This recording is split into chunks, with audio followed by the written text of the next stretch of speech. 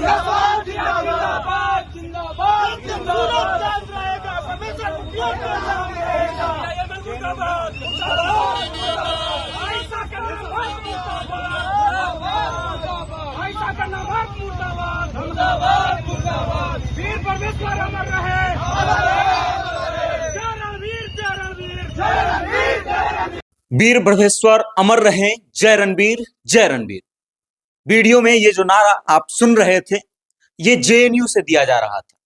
वो जेएनयू जिसे माना जाता है कि वामपंथ का गढ़ है, जिसे माना जाता है कि वहां पे वामपंथी लोग ज्यादा पलते हैं, वामपंथी विचारधारे वाले लोग ज्यादा पलते हैं, वहां से ये नारा दिया जा रहा था। ये एक विरोध प्रदर्शन का हिस्सा था। विरोध प्रदर्शन कैसा था तो उसके बारे में आपको बताते हैं, लेकिन उससे पहले आप मेरा परिचय जान लीजिए। मेरा नाम वेद प्रकाश है और कैमरे के पीछे सुशील कुमार पांडे हैं। अब आते हैं इस वीडियो पे। तो बता दें आपको कि 23 फरवरी को जेएनयू में छात्र संघ के चुनाव को लेकर के एक सर्वदलीय बैठक का आयोजन किया गया था, जिस बैठक से निकलने के बाद एबीवीपी के कार्यकर्ता, जिनका नाम प्रसन्न था, उन्होंने बाहर निकलने के बाद वीर ब्रह्मेश्वर अमर रहें, जय रणबीर ऐसा नारा लगाया। और उसके बाद सीपीआई के छात्र विंग आईसा यानी कि ऑल इंडिया स्टूडेंट एसोसिएशन ने वीर ब्रह्मेश्वर या फिर ब्रह्मेश्वर मुखिया, जिनको माना जाता है कि रणवीरों के बहुत बड़े नेता थे, उनके खिलाफ नारेबाजी किया। आयशा ने ब्रह्मेश्वर मुखिया का पुतला का दहन किया और उसके बाद से मगध शाहाबाद के ये जो लड़के थे, जो रणवीरों को मानने वाले थे, ये लोग लगातार इस चीज के लिए सोशल मीडिया पर पहले ट्रेंड चलाएं कि दिल्ली की पुलिस प्रशासन जो है इस पे स्वतः संज्ञान ले और कुछ कार्य करे, कुछ एक्शन ले, इन लोगों को जेल में डाला जाए, या फिर इन सब चीजों की मांग की गई। लेकिन 15 दिन बीत जाने के बाद जब पुलिस प्रशासन के द्वारा या फिर जेएनयू प्रशासन के द्वारा किसी तरह की कार्यवाही नहीं की गई, तब इन लोगों ने निश्चय किया कि अब हम आंदोलन करेंगे। सोशल मीडिया के जरिए आंदोलन का आह्वान किया गया।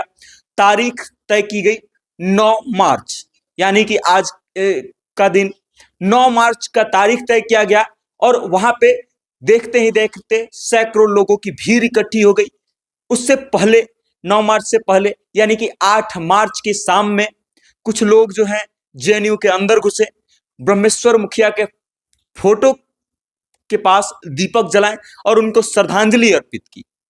अब जब 8 मार्च को यह सब हुआ, जब वीर ब्रह्मेश्वर को श्रद्धांजलि अर्पित की गई, उसके बाद से जेएनयू प्रशासन और दिल्ली पुलिस का माथा ठनका। उनको लगा कि शायद यह आंदोलन उग्र हो सकता है।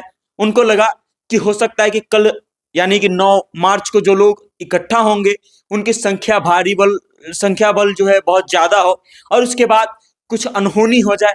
इसलिए 9 मार्च की सुबह सुबह ही दिल्ली पुलिस के फोर्स को तैनात कर दिया गया। दिल्ली पुलिस को कई गाड़ियों से भेज दिया गया। जेएनयू कैंपस के आसपास, जेएनयू कैंपस के बाहर पुलिस की तैनाती कर दी गई। और जब सैकड़ों की संख्या में ये लोग वीर ब्रह्मेश्वर अमर रहे का नारा देते हुए जेएनयू कैंपस के बाहर पहुंचे, तब इन्हें गेट के पास पहले रोका गया। उनसे बात की गई कि आप जो है आंदोलन करना चाहते हैं, आप छात्र संगठन आयशा के विरोध में प्रदर्शन करना चाहते हैं, आप प्रदर्शन कीजिए, लेकिन शांति तरीके से कीजिए। मतलब ये कि अगर आप सैकड़ों की संख्या में अंदर जाएंगे तो हो सकता है कि ये प्रदर्शन उग्र हो जाए और चीजों को नुकसान पहुंचे। हो सकता है कि लोग हिंसात्मक रूप अपना ले। इसलिए आप लोग कम से कम संख्या में अंदर जाइए और अपना विरोध प्रदर्शन करके वापस आ जाइए। पुलिस प्रशासन के द्वारा सुझाया गया ये बात जो था, इन लोगों ने माना और 25 से 30 की संख्या में छात्र अंदर गए। अंदर जाने के बाद क्या किए तो मार्क्सवाद, लेनिनवाद, इन सब विचारों को मानने वाले लोगों के खिलाफ नारेबाजी की गई। मार्क्स का पुतला दहन किया गया, लेनिन का पुतला दहन किया गया, माओ का पुतला दहन किया गया और उसके साथ ही कई तरह के कम्युनिस्टों का पुतला दहन किया गया। और ये संदेश दिया गया कि ब्रह्मेश्वर मुखिया जो है वो नारा के काबिल है, उनका जो अपमान हुआ है उसके विरोध में हम प्रदर्शन कर रहे हैं। अब आप समझिए कि ब्रह्मेश्वर मुखिया के विरोध में लगे नारों के खिलाफ ये लोग प्रदर्शन क्यों कर रहे थे, क्योंकि इनका मानना था कि ब्रह्मेश्वर मुखिया वो व्यक्ति हैं जिनको भारत के माननीय उच्चतम न्यायालय के द्वारा निर्दोष घोषित किया गया है। मतलब ये कि उच्चतम न्यायालय ने जब ब्रह्मेश्वर मुखिया पे चल रहे केसों की सुनवाई किया था, तो उस समय उनको साफ साफ बाइज्जत बरी कर दिया गया था। किसी भी तरीके से किसी भी कांड में उनको दोषी नहीं माना गया था।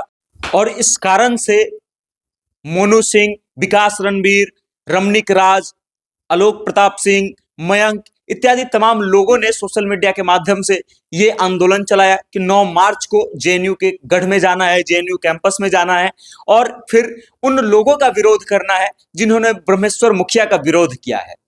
फिर क्या था, 9 मार्च की सुबह सैकड़ों की संख्या में जेएनयू कैंपस के बाहर लोगों की भीड़ लग गई। पुलिस प्रशासन को आनन फानन में वहां आना पड़ा, पहुंचना पड़ा और उस भीड़ को कंट्रोल करने के लिए फिर कुछ लोगों को अंदर जाकर के इजाजत दिया गया कि आप लोग अंदर जाइए और शांति ढंग से अपना विरोध प्रदर्शन कीजिए।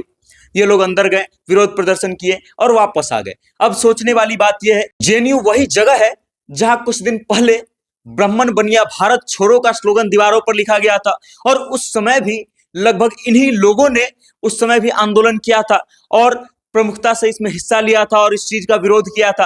अब सोचने वाली बात यह है कि आखिर जेएनयू से क्यों ऐसे हर बार नारे दिए जाते हैं, क्यों हर बार इन सब चीजों को हाईलाइट किया जाता है जेएनयू से और क्यों हर बार विरोधाभास दिखाई देता है। बाकी इस चीज को लेकर के आप क्या सोचते हैं, रणवीरों को लेकर के आप क्या सोचते हैं, इस आंदोलन को लेकर के आप क्या सोचते हैं, आपकी क्या राय है, कमेंट के माध्यम से अपना विचार हम तक भेजिएगा और देखते रहिए सत्ता से जनता तक।